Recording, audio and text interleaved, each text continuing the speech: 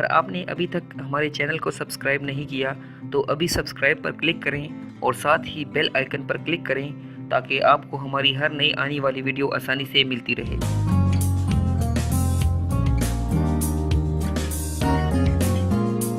Cholesterol پیلے رنگ کا چربیلا مادہ ہوتا ہے اور یہ جگر کے اندر پروڈیوس ہوتا ہے، یعنی جگر کے اندر بنتا ہے۔ دوستو، یہ مادہ ہمارے خون میں چھوٹے چھوٹے ذرات کی شکل میں پایا جاتا ہے۔ کولیسٹرول کی مناسب مقدار ہمارے جسم کے لیے بہت ضروری ہوتی ہے۔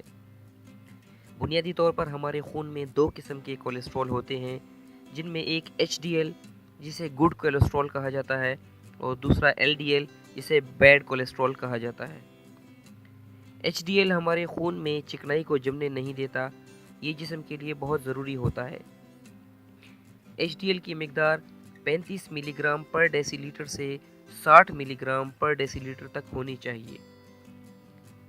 اس کے مقابلے میں ایل ڈی ایل کی مقدار اگر زیادہ ہو جائے تو خون میں چربی کی مقدار زیادہ ہو جاتی ہے، جو دل کی بیماریوں کا باعث بنتی ہے۔ ایل ڈی ایل کی مقدار 100 ملی گرام پر ڈیسی لیٹر سے کم ہونی چاہیے۔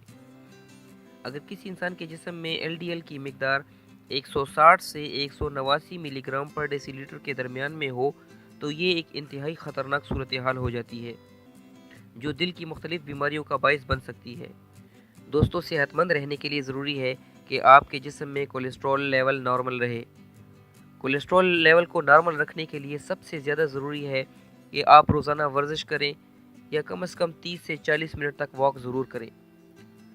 تمباکو نوشی سے مکمل پرہیز کریں، چکنائی والی غذائیں اور مرغن غذاؤں سے اجتناب کریں، کالی چائے کے بجائے سبز چائے کا استعمال کریں، صبح اٹھ کر ناشتے سے پہلے جو کا دلیا استعمال کریں، کھانے میں زیتون کا تیل کولیسٹرول لیول کو نارمل رکھتا ہے، فاسٹ فوڈ سے مکمل پرہیز کریں اور اپنی خوراک میں پھلوں اور سبزیوں کا استعمال زیادہ سے زیادہ کریں۔